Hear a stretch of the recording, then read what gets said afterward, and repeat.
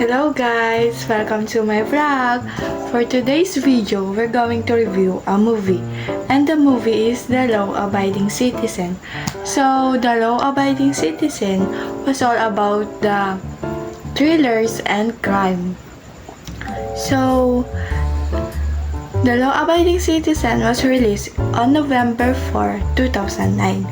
So, let's go! Let's review the movie. So, ang Law-Abiding Citizen is all about Clyde Shelton and Nick Rice. So, Clyde Shelton and his family was invaded by a murderers and killed his wife and his daughter. So, si Clyde naman, gusto niyang makamit yung justice na hinahangad niya. So, si Clyde, pinaubaya niya ito sa law. So, ang kanyang attorney is si Nick Rice, our protagonist. So, ang antagonist natin this movie is si Clyde Shelton. And ang protagonist natin ngayon ay si Nick Rice. So, nag-revolve yung story about sa pagkapatay ng kanyang asawa at kanyang anak. So, ang witness doon ay si Clyde Shelton. Pero, ang nangyari kasi dito sa movie na to, hindi niya nakuha ang gusto niyang justice para sa kanyang mag-ina. So, imbis na dalawa silang mamamatay ng murderer, iisa lang ang namatay. So, yun yung parang ugat nun kay Clyde Shelton, kaya gusto niyang maghigante. At finally, 10 years naghiganti siya.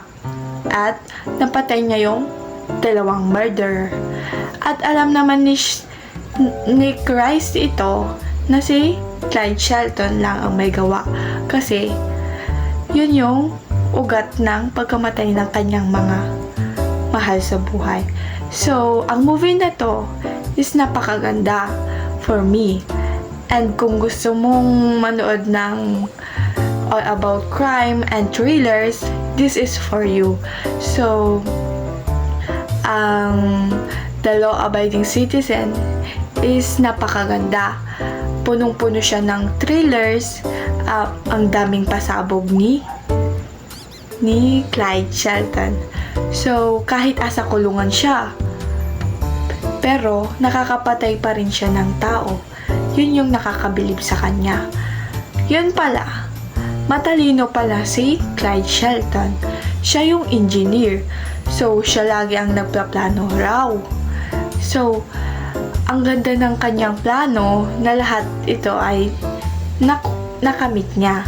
So, si Nick Rice nahihirapan naman dito. Pero, kaya nga ginawang thrillers ang genre at all about crime dahil this movie is nakaka-exciting kung mahilig ka sa crime and thrillers. Pero kahit hindi ka naman mahilig sa crime and thrillers, I think magugustuhan mo to. Kasi this movie revolve sa injustice na law dito sa atin.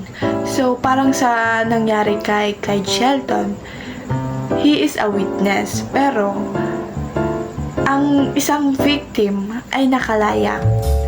Dahil yung isang victim ay parang siya yung nag-testify sa isang murderer para siya ay ma-sentence ng death.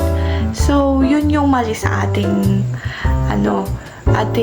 law. Kasi, ang dapat na justice is for the victims, not for the winners or ang ikakapanalo ng lawyer. So, yun ang mali sa ating bansa. So, ang gusto lang ng mga lawyer is manalo sila sa case nila. Not para hindi maapi yung mga victim at para maikamit yung kalayaan or yung justice na para sa kanila. So, this movie is so good. Kung i-rate ko ito, I think this is 10 over 10. Kasi napakaganda ng movie na to. So, Ano pang ginagawa mo? Let's watch this movie again.